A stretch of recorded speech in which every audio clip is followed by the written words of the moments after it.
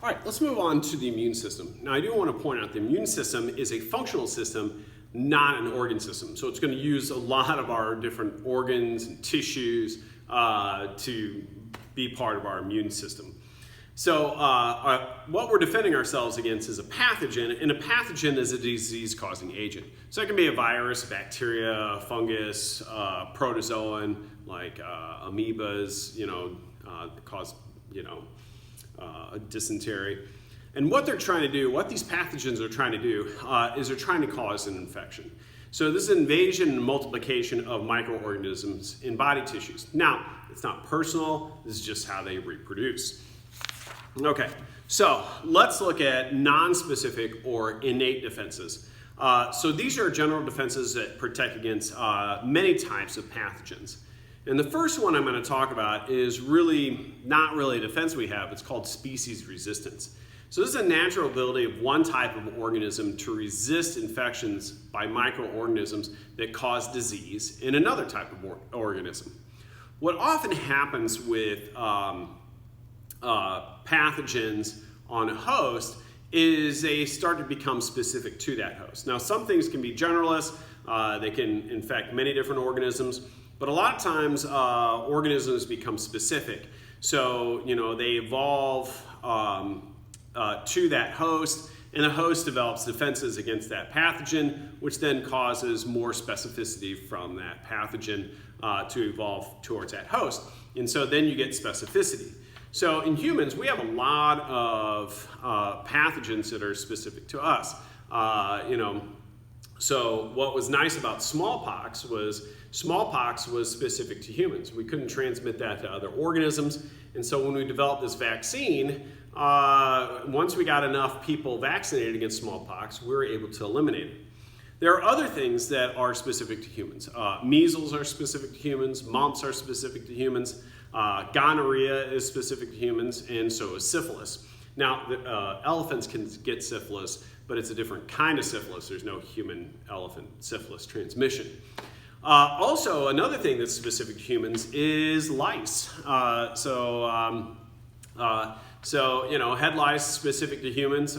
So here's the thing about that. Like, if we all just got rid of the lice habitat for like a good 6 months, we can get rid of lice altogether. We would never have lice.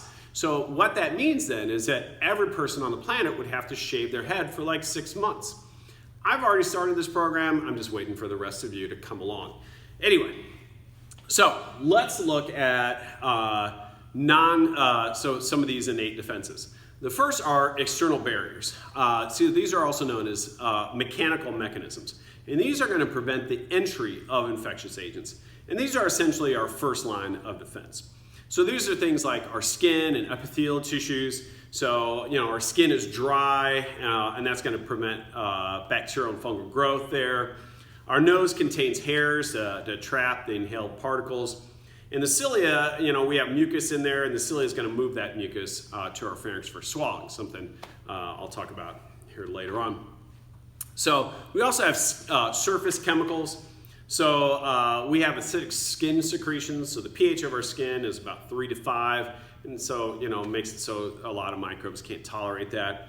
The skin also has defensins.